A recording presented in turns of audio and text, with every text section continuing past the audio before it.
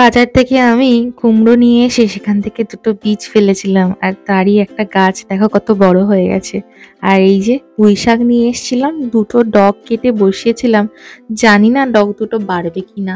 বসিয়ে তো ধরে তো গেছে গাছগুলো, দেখা যাক এবার বাড়ার অপেক্ষায়। তবে পোকা ধরেছে দেখলাম, এগুলোকে ট্রিট করতে হবে, নাহলে কিন্তু গাছগুলো আর বাঁচাতেই পারবো না। হ্যালো মাই বিউটিফুল ফ্যামিলি, আশা করি সবাই খুব ভালো আছো। আমি মধুমিতা, আবার একটা নতুন ব্লগে তোমাদের সবাইকে স্বাগত জানাই। আজকের ব্লগটা শুরু করছি একদম দুপুরবেলা খাওয়া দাওয়ার পর থেকে। বিকালবেলায় মানে রাতে ডিনারে আজকে বানাবো পিৎজা, তাই এখানে পিৎজার উপরের টপিংটা রেডি করে নিচ্ছি। আমি সবজিগুলো ছোট ছোট করে কেটেছি একদম, কারণ যাতে রিও খেতে পারে। আর চিকেনটাও একদম ছোট ছোট পিস করে কেটে নিয়েছি। কড়াইতে তেল দিয়েছি একদম 1 চামচেরও প্রায় কম। তার মধ্যে ছোট ছোট করে কাটা চিকেনটা দিয়েছি, নুন দিয়েছি, গোলমরিচ গুঁড়ো দিয়েছি, আর একটু স্মোকড পেপরিকা পাউডার দিয়েছি। দিয়ে ভালো করে এখানে নাড়াচাড়া করে চিকেনটাকে কুক করে নেব। মোটামুটি চিকেনটা একটু কুক হয়ে যেতে আমি এখানে আদা রসুন গ্রেট করে রেখেছিলাম, সেটা অ্যাড করেছি। তোমরা চাইলে বাটাও দিতে পারো, কোনো অসুবিধা নেই। এবার ভালো করে সবকিছুকে নাড়াচাড়া করে জল শুকিয়ে গেলে বাটির মধ্যে তুলে রেখেছি। ওই কড়ার মধ্যে আবারও সামান্য তেল অ্যাড করে তার মধ্যে হলুদ ক্যাপসিকাম, সবুজ ক্যাপসিকাম, লাল ক্যাপসিকাম, পেঁয়াজ দিয়ে ভালো করে নাড়াচাড়া করে নেব। এগুলো মোটামুটি একটু সেদ্ধ মতো বা ভাজা মতো হয়ে গেলে ওর মধ্যে আমি অ্যাড করে দেবো একদম মিহি করে কুচিয়ে রাখা অনেকটা পরিমাণে মাশরুম। মাশরুমে আছে সেলেনিয়াম, যেটা আমাদের সেল ড্যামেজকে প্রিভেন্ট করে। এছাড়া মাশরুম কিন্তু ক্যান্সারের রিস্ক কমাতে, শরীরের ইমিউন সিস্টেম বেটার রাখতে হেল্প করে। এছাড়া প্রচুর গুণাগুণ রয়েছে, চাইলে তোমরা একবার গুগল করে দেখে নিতেই পারো। একটু নেড়ে নিয়ে অ্যাড করেছি নুন। আর দেখো এখানে সবজিগুলো প্রায় কুক হয়ে গেছে। এবারে আমি চিকেনটাকে দিয়ে ভালো করে মিশিয়ে গ্যাস অফ করে দেবো। এটাই হয়ে গেল আমাদের পিৎজার টপিং। এটা রেখে আজকে যাচ্ছি এখন একটু বাইরে, কারণ আমরা এসেছি ইউকের সব থেকে সস্তা বলতে পারো এবং ভালো বলতে পারো সেরকমই একটা খেলাধুলার দোকান, যেখানে খেলাধুলার জিনিসপত্র পাওয়া যায়। এখানে শুধু যে খেলার জিনিস পাওয়া যায় তা না, তবে আজকে আমরা এসেছি খেলার মানে ফুটবল খেলার জিনিসপত্র নিতে, কারণ তোমরা অলরেডি জানো রিও এখানে ফুটবল খেলা শিখছে। তো এর উপর একটা ভ্লগও আমি বানিয়েছি। তো সেই কারণের জন্যই আজকে এসেছি ওর ফুটবল খেলার ওখানে। ওর শু লাগবে, তো সেই শু কিনতে। এমনি নর্মাল শুতে তো হবে না, সেজন্যই।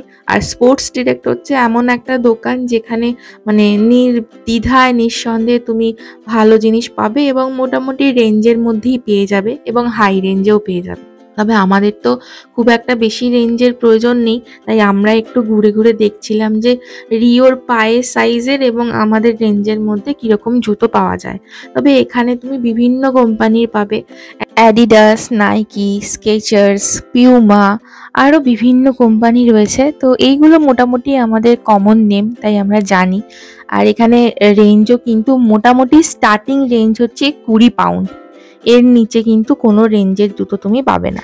তো আর হাই রেঞ্জ দেখতে গেলে 200 অ্যাবাভও কিন্তু রয়েছে, সেগুলো অনেকটাই হাইফাই জুতো। তো ওগুলো তো যারা প্রফেশনাল ফুটবল খেলে তাদের জন্য। তো এখানে আমি দেখো সব ধরনের রেঞ্জই দেখাচ্ছি, 73, 229, 150, 185, এভরি রেঞ্জের রয়েছে। ফুটবল শুয়ের পাশাপাশি কিন্তু এখানে ফুটবলের বিভিন্ন ধরনের ইকুইপমেন্ট, যেমন ধরো ফুটবল ফোলানোর জন্য যে আমাদের হাওয়া দেওয়ার মেশিন লাগে সেটা, বা ফুটবলের যে কোনো ধরনের অ্যাক্সেসরি সবকিছু এখানে পাওয়া যায়। এছাড়া ফুটবলের জার্সি, মোজা, গ্লাভস সবকিছুই পাওয়া যায়। দেখতে পাচ্ছ ওপরে কিছু গ্লাভস আছে, ফুটবল আছে। ফুটবলের দাম মোটামুটি 27-28 পাউন্ড এরকম রেঞ্জের রয়েছে, তবে এর থেকে কমও রয়েছে, 12, 13, 10 এই রেঞ্জেরও রয়েছে। তো যার যেরকম রিকোয়ারমেন্ট সে সেইরকম রেঞ্জের পেয়ে যাবে। আর নিচে দেখো বিভিন্ন রেঞ্জের কিন্তু মোজাও আছে। এগুলো হচ্ছে তোমার দুটো করে সেট আছে, যার দাম 6.5 টাকা দুটোর দাম, আর সিঙ্গেল নিলে 4 টাকা। এছাড়া তোমার আরও নিজের রেঞ্জেরও রয়েছে, যেমন এগুলো 3 টাকা, দুটো নিলে 5 টাকা। তো মোটামুটি সব রেঞ্জের রয়েছে। আর এদিকে রয়েছে গ্লাভসের ওপরে 30% ডিসকাউন্ট চলছে এই সেকশনটাতে। তো মোটামুটি যেটা আমি দেখেছি যে এখানে না সারা বছরই ঘুরিয়ে ফিরিয়ে সমস্ত প্রোডাক্টের ওপরই কিছু না কিছু ডিসকাউন্ট থাকে।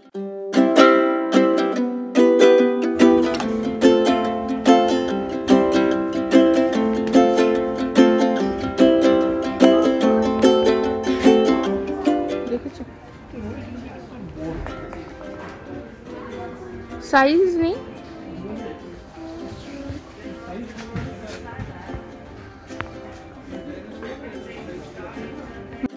আমরা রিওর জন্য এই জুতোটা পছন্দ করেছি, এটা সন্দিকো কোম্পানির। তো এটাতে দেখো উঁচু উঁচু যে বিটসের মতো দেখতে পাচ্ছ, এগুলোকে বলে স্টাড। তো এইগুলো দেওয়াই জুতোটা কিনতে বলেছে। যিনি কোচ রয়েছেন তিনি বলেছিলেন যে জাস্ট হালকা স্টার্ট থাকলেই হবে, বেশি যেন উঁচু না হয়। তো ওই জুতোটার রেঞ্জ ছিল 20 পাউন্ড আফটার 50% ডিসকাউন্ট। তো আরো কয়েকটা জুতো দেখেছিলাম, তবে ওটাই বেশি পছন্দ হয়েছে আমাদের।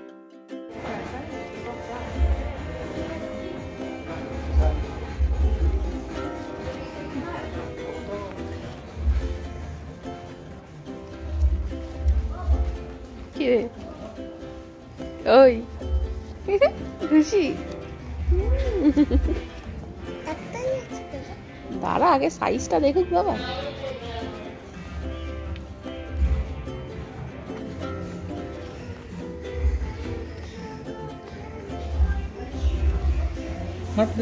দেখি নাম, আর একটা পরিয়ে দাও। ঠিক আছে, আবার যা, বাবার দিকে যা।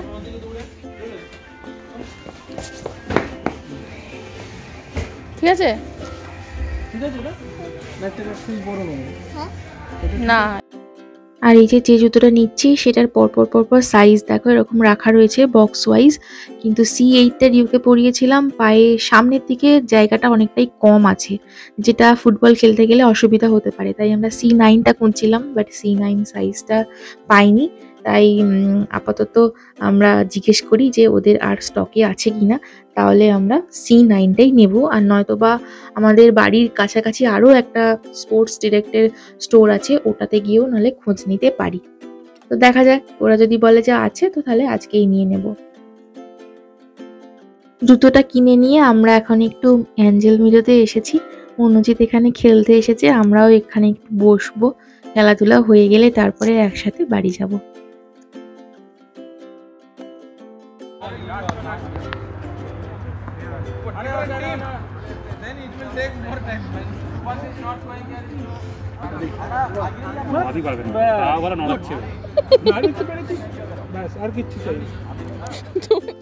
বেরোনোর আগে ময়দাটা ইস্ট দিয়ে মেখে রেখে প্রুফিং এর জন্য রেখে গেছিলাম।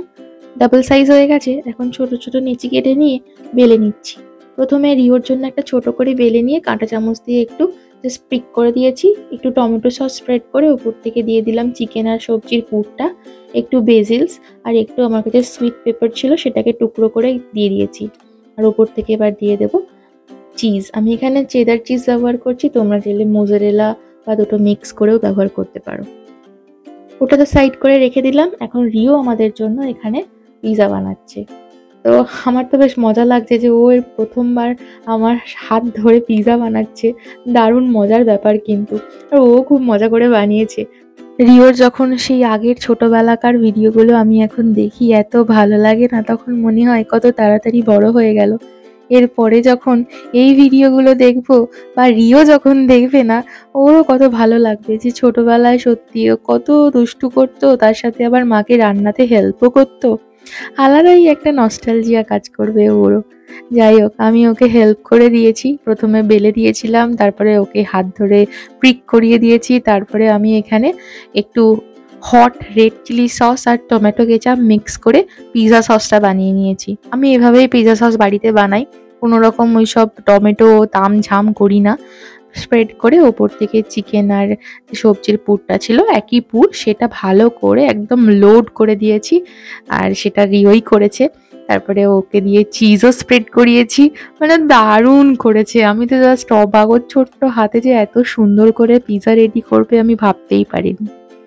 যাই হোক, এবার এগুলো রেডি হয়ে গেছে। আমি এবার এটাকে ওভেনের মধ্যে দিয়ে দেবো 180 ডিগ্রিতে। আমাদের পিৎজা বেক হতে হার্ডলি 8 থেকে 9 মিনিট লেগেছিল। জানি না, মানে এত সুন্দর সফটলি বেক হয়েছিল যে দারুণ খেতে হয়েছিল। আর এটা হচ্ছে আমাদের পিৎজার ফাইনাল লুক। চলো, তোমাদেরকে রিওর জুতোটা তো দেখানো হয়নি, পিৎজাটা খেয়ে নি ডিনারের আগে মজা করে, তারপর তোমাদের সাথে রিওর যে জন্য যে জুতোটা কিনেছি সেটা তোমাদেরকে একবার দেখিয়ে দেবো।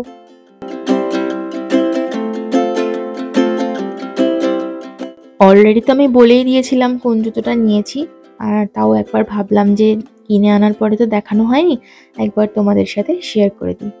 তো তো এই যে এই হচ্ছে জুতোটার ডিজাইনটা, বেশ সুন্দর কিন্তু হয়েছে।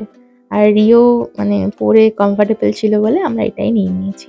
চলো এর সাথে সাথে আজকের এই ব্লগটা এখানেই শেষ করলাম। কেমন লাগলো অবশ্যই জানিও, প্লিজ লাইক কমেন্ট করতে ভুলো না। সবাই খুব ভালো থেকো, টাটা, দেখা হচ্ছে নেক্সট ব্লগে।